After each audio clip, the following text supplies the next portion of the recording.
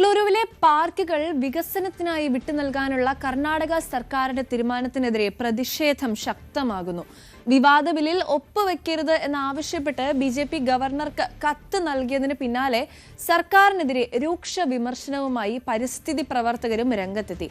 ലാൽബാഗ് ഉൾപ്പെടെയുള്ള നഗരത്തിന്റെ ഹരിത കവചം ഇല്ലാതാക്കുന്ന നിയമ ഭേദഗതിക്കെതിരെ രാഷ്ട്രീയ പോരും മുറുകുകയാണ്.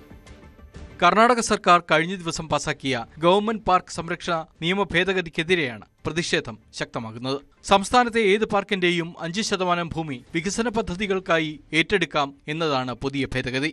നഗരത്തിലെ ഗതാഗതക്കുരുക്ക് കുറയ്ക്കാൻ ലക്ഷ്യമിട്ടുള്ള തുരങ്കപാതയ്ക്ക് വേണ്ടിയാണ് പ്രധാനമായും ഈ നീക്കം.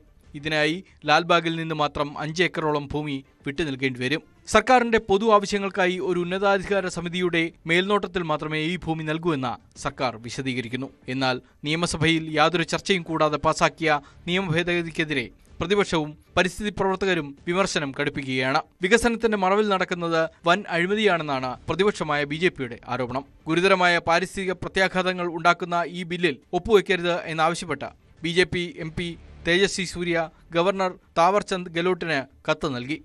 Sunday of this month, that is 30th August, 7:30 in the morning, there will be a walk inside Lalbagh that will be led by Shri Yellappa Reddy sir, joined by hundreds of citizens.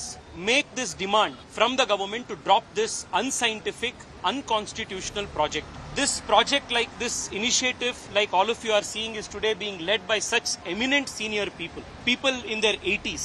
People who have still come forward to fight for Bengaluru today. I request every young citizen in Bengaluru watching this to please join us on the 30th of August, 7:30 in the morning. 17 kilometre വരുന്ന ഹെബ്ബാൾ തുരങ്കപാതയ്ക്ക് വേണ്ടി ലാൽബാഗിലെ 5 ഏക്കറും ഹെബ്ബാൾ തടാകത്തിന്റെ 3.5 ഏക്കറും നശിപ്പിക്കുകയാണെന്ന് BJP ചൂണ്ടിക്കാട്ടുന്നു. തുരങ്കപാത നിർമ്മാണത്തിന് ഏറ്റവും കുറഞ്ഞ തുക ക്വാട്ട് ചെയ്ത അദാനി ഗ്രൂപ്പിനെ സഹായിക്കാനാണ് തിടുക്കത്തിൽ ഇങ്ങനെയൊരു നിയമം കൊണ്ടുവരുന്നത് എന്ന് പ്രതിപക്ഷ നേതാവ് R. അശോക് ആരോപിച്ചു. രാഷ്ട്രീയ പോരിന് പുറമെ സർക്കാരിനെ പ്രതിരോധത്തിലാക്കി പ്രമുഖ പരിസ്ഥിതി പ്രവർത്തകരും രംഗത്തെത്തിയിട്ടുണ്ട്.